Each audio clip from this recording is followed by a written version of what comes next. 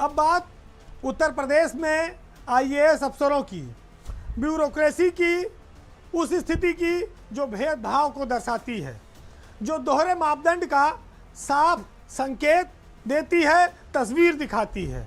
आज हम आपको बताएंगे कि राज्य सेवा और सीधी भर्ती के आईएएस अफसरों में कितना अंतर हो गया है। सरकार को इस पर ध्यान देने की ज़रूरत है। एक तरह से ये कह सकते हैं कि जो पीसीएस से आईएएस बने अफसर हैं, उनका कैरियर लगभग बर्बाद हो चुका है। उनका जिलों में डीएम बनने का जो सपना है वो लगभग ख़त्म हो चुका है। वो शायद पूरा हो पाएगा, इसकी उम्मीद बहुत कम है। मामला 2014 बैच के आईएएस अफसरों से जुड़ा है। 2014 का जो बैच है उत्तर प्रदेश में आईएएस अफसरों का, उसमें करीब 51 आईएएस अफसर हैं। बहुत बड़ा बैच है।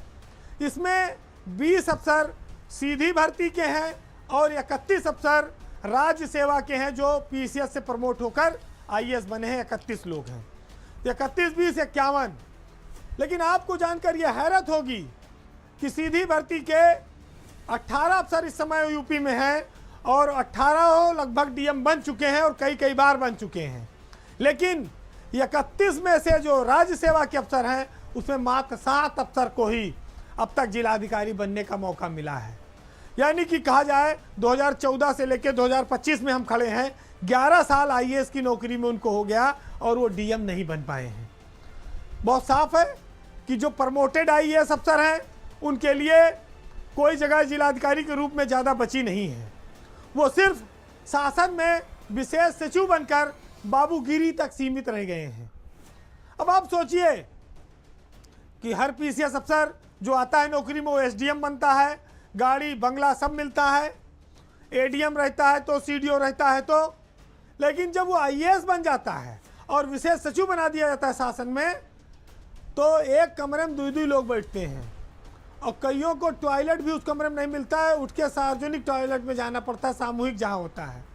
और कई विभागों में तो आईएएस अफसर विशेष सचिवों को गाड़ी भी नहीं मिलती है।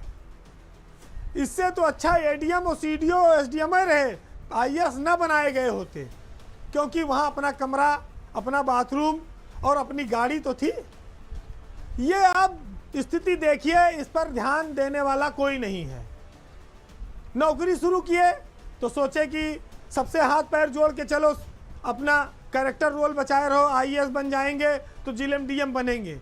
आईएएस बनने की खातिर पूरी जीवन भर नौकरी में समझौते करते हैं पीसीएस अधिकारी, और जब आईएएस बन जाते हैं तो जिलों में डीएम बनने का मौका नहीं मिलता है।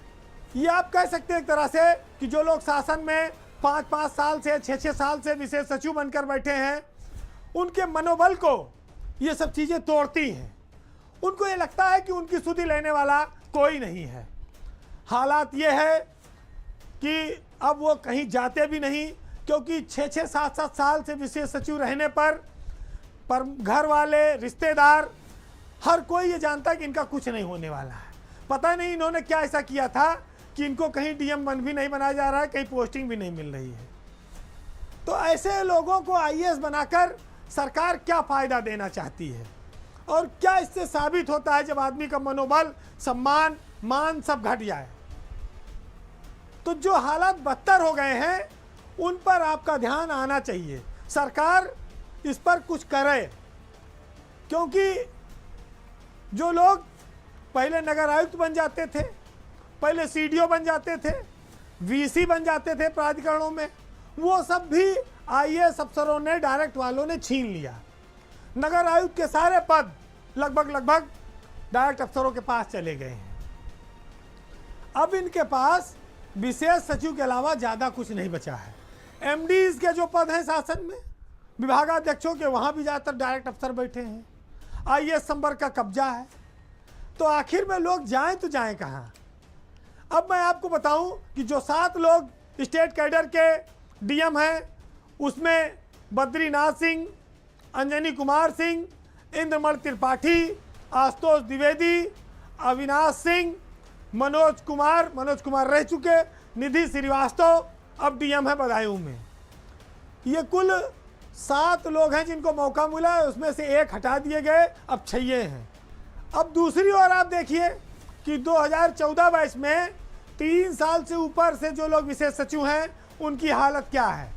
जयशंकर दुबे, राकेश मालपानी, गौरव वर्मा, ये 3-3, 4-4 साल से विशेष सचिव हैं।